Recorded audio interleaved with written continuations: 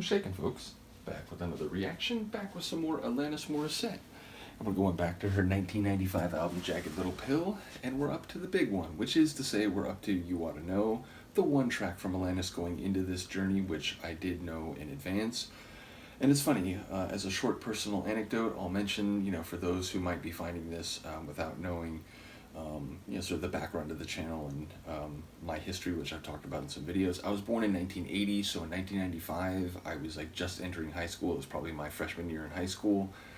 And at the time, I was very much getting into punk rock, and, a year or so from then, I'd be getting into techno, and I was already interested in hip-hop, but especially the, harder, edgier sort of hip-hop.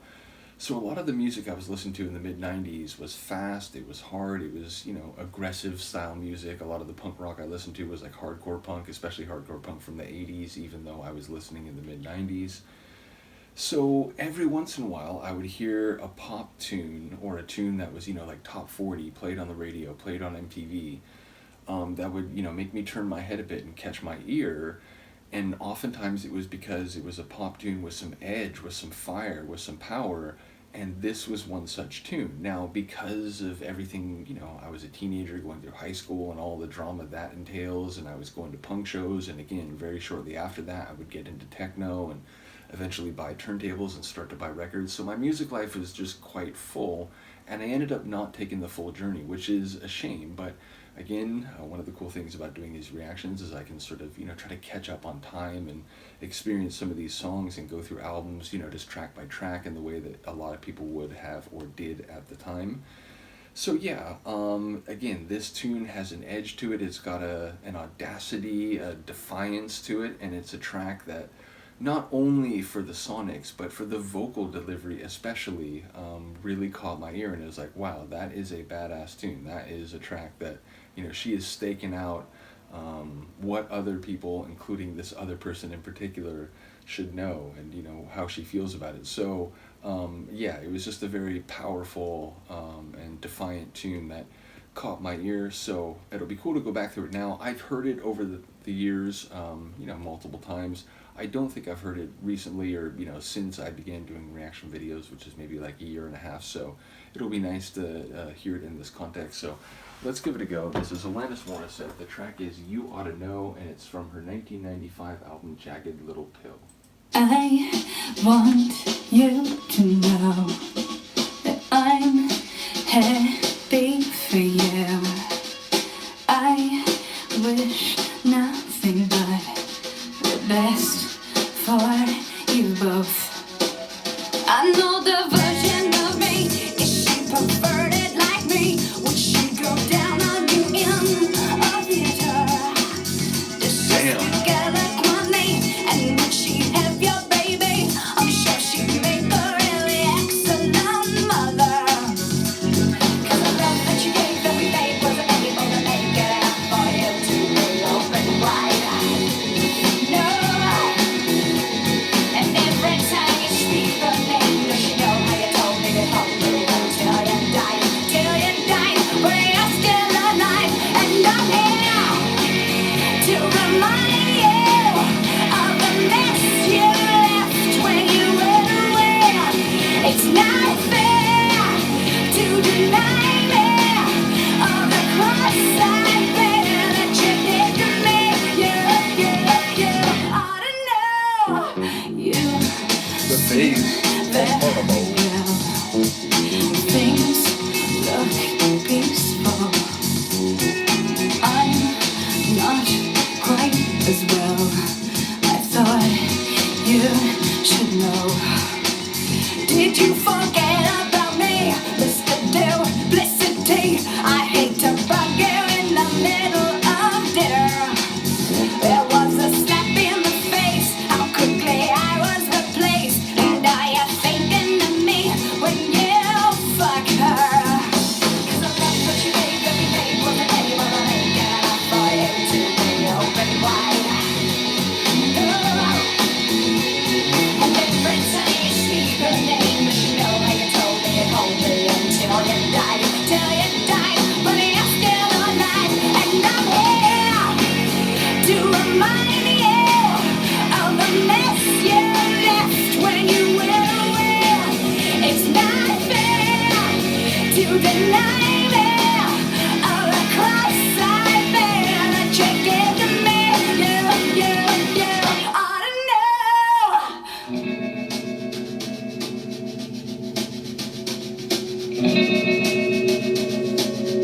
like the alternating intensity and ambience of the track.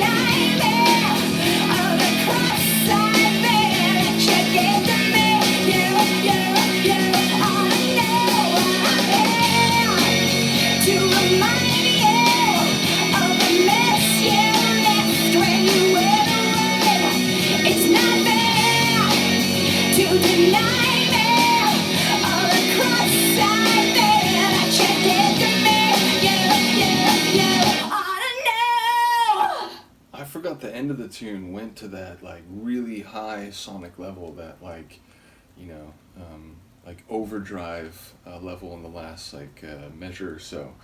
That was super cool. And you know, it's funny, I remembered it was sort of like, you know, do you think about me when you're with her? I remembered there was a sort of a strident or like dismissive attitude toward the way this guy quickly just, oh, you know, I'm out of here, and you know, I already found someone. It's, you know, there was maybe days or like a week later, something that seems like vastly disproportionate to everything that had been built up with someone else. So the idea that, you know, share intimacy, and in those quiet private moments, you know, it's like, man, you know, I'm always gonna love you, you know, I'll hold you forever.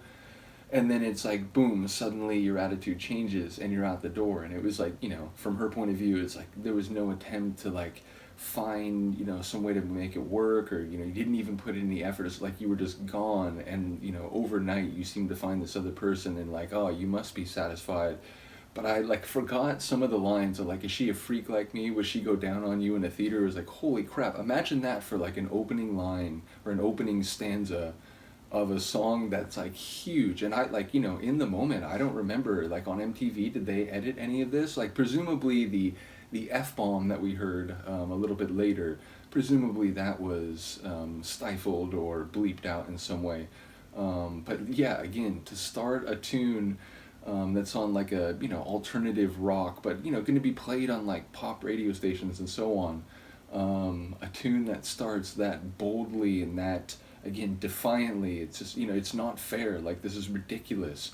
How could you say those things and, you know, build up what we had, and then just treat it like it's whatever, like you know, forgot me, or that, you know, you're just making time with someone else, and, you know, now you're not even thinking about it. So I do love, though, that, you know, the revenge she gets, essentially, that it's, you know, like every time I'm passionately making love to someone else, you know, like scratching down their back, I hope you feel that, because, you know, that's the sort of sentiment that you've left me with. So again, I love the bold nature of the tune, you know, more audacious even than I remembered.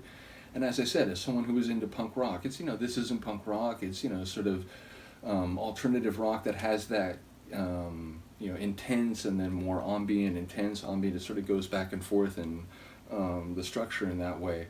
But I was like, damn, that's a cool tune. And, you know, had I not been more busy as teenagers are, and, you know, trying to get into some different underground like music types, I might have taken the Jagged Little Pill journey earlier. So happy to do it now. Shout out to Yvonne once again. Let me know what you think of this one. I will see you next time.